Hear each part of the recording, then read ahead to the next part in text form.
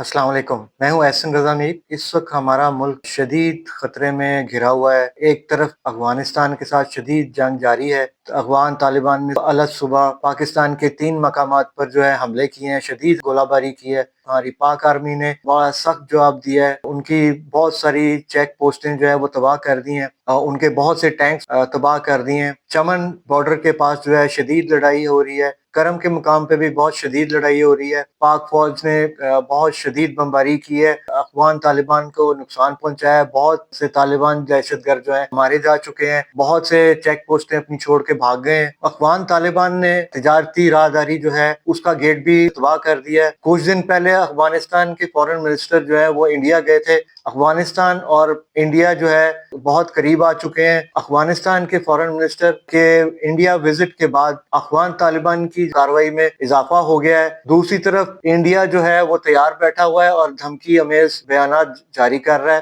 पाक फौज ने भी सख्त रद्द-ए-अमल दिया है और सख्ती से जवाब दिया है कि हमारी तरफ से बहुत ज्यादा जो है रिटेलिएशन आएगी, बहुत सख्त जवाब आएगा। इस बात का नोटिस रशिया ने और चाइना ने लिया है। उनकी तरफ से बयान आया है बाहमी मुफाहमत से जो है मामला हल किए जाएं। अगर ये लड़ाई शिद्दत इख्तियार करती है, इस खित्ते को भी लपेट में ले सकती है। दूसरी तरफ इंडिया अगर हमला करता है, हमारी पाक फौज दोनों तरफ लड़ने को तैयार बैठी हुई है।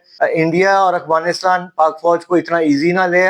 पाकिस्तानी अवाम पाक फौज के शाना बशाना खड़ी है। आई थिंक पाकिस्तानी क़यादत को रशिया और चाइना को जो है बीच में लेना चाहिए और उनको जो है लेके उनको साथ मिला के उनको लूप में लेके अफगानिस्तान और इंडिया से भी बातचीत करनी चाहिए। इस तरह आपस में लड़ लड़ के हर मुल्क का नुकसान है। पाकिस्तान का भी है, इंडिया के लोगों का भी है और अफगानिस्तान के लोगों का भी है।